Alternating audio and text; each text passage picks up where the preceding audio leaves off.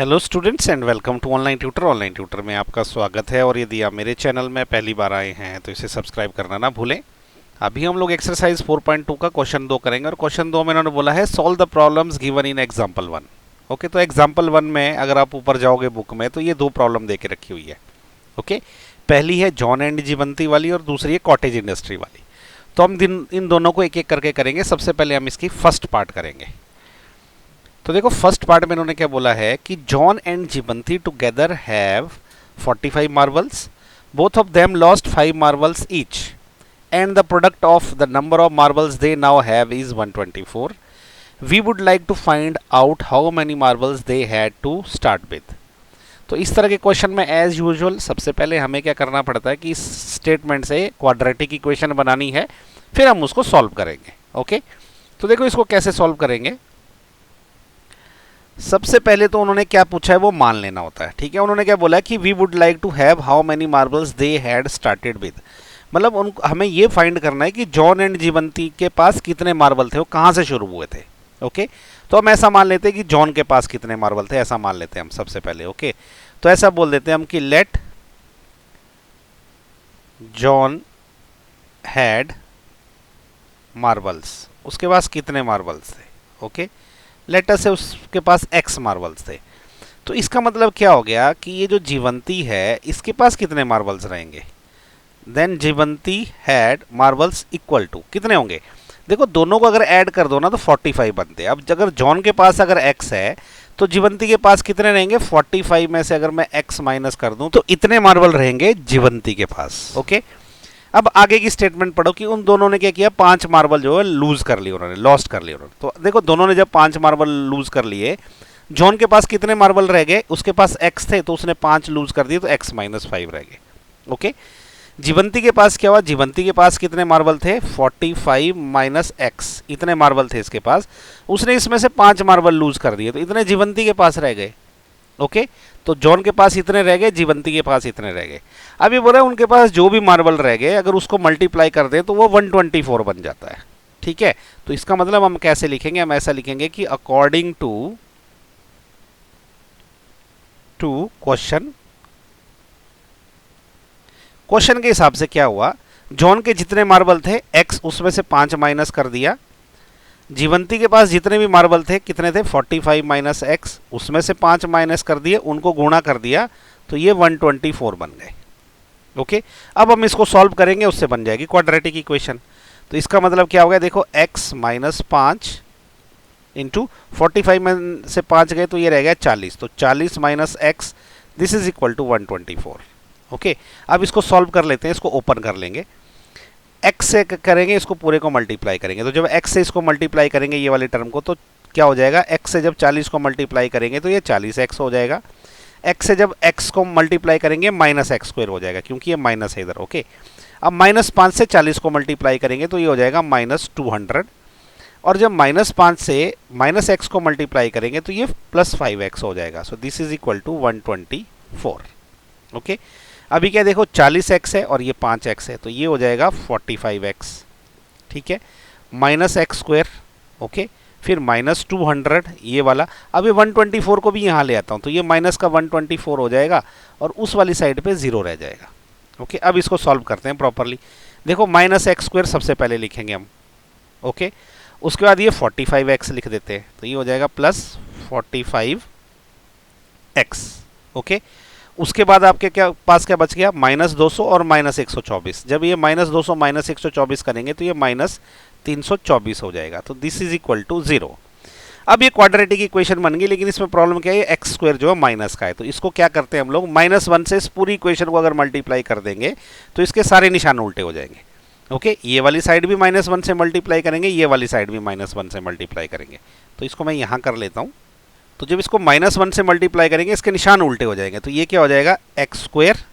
Okay, minus 45x। Okay, and plus 324, this is equal to 0। अब ये आई equation. अब इस इक्वेशन को क्या करना है, हमने इसको करना है सॉल्व, मिडिल टर्म स्प्लिट करके करते हैं। ओके, तो देखो मिडिल टर्म स्प्लिट करने के लिए हम क्या करते हैं, यहाँ मैं थोड़ा सा रफ काम कर लेता हूँ। यहाँ पे मिडिल टर्म स्प्लिट करने के लिए हम क्या करते हैं ये जो x का कोफिशिएंट है उसको और ये कांस्टेंट टर्म को मल्टीप्लाई कर देता हूँ। एक मल्टीप्लाइड बाय अगर 324 करेंगे तो ये आ गया 324। ओके, अब हमें क्या करना है, ये जो बीच की टर्म है ना 45x, इसको ऐसे जो है स्प्लिट करना है दो टर्मों में कि अगर उनको हम जमा करें दो टर्में तो वो बननी चाहिए -45।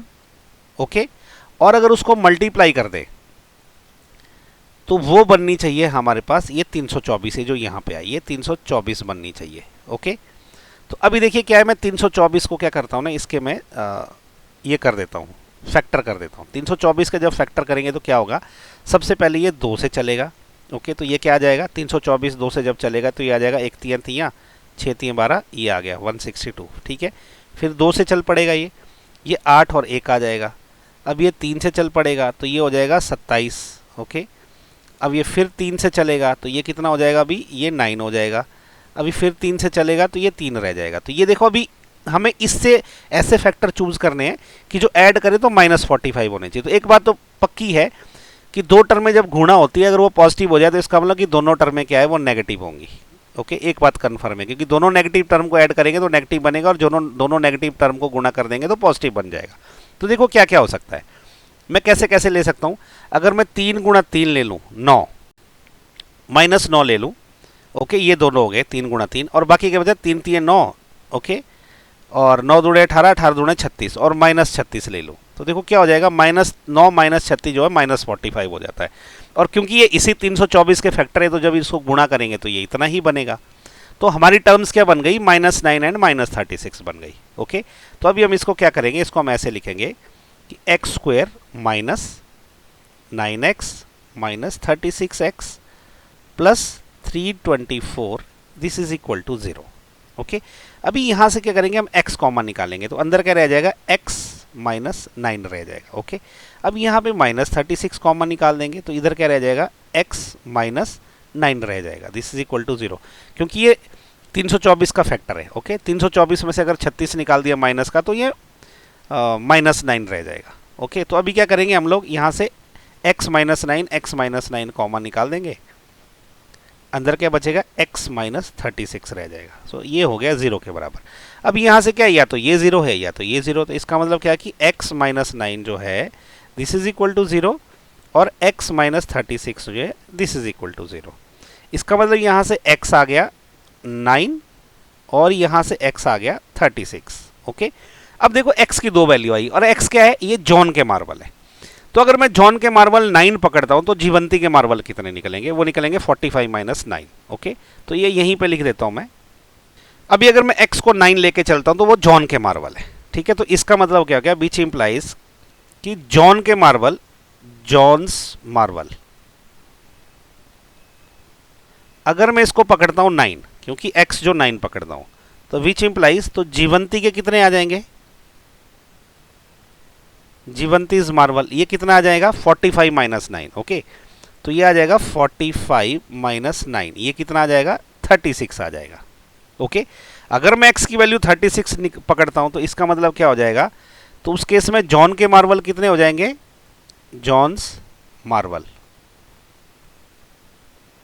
इज इक्वल टू 36 हो जाएंगे। अगर मैं x की वैल्यू 36 लेता हूं तो उस केस में जीवंती के मार्बल कितने आएंगे, जीवंतीज मार्बल ये आ जाएंगे आपके 45 - 36, तो वो 9 आ जाएंगे। ओके, तो ये हमारा आंसर है।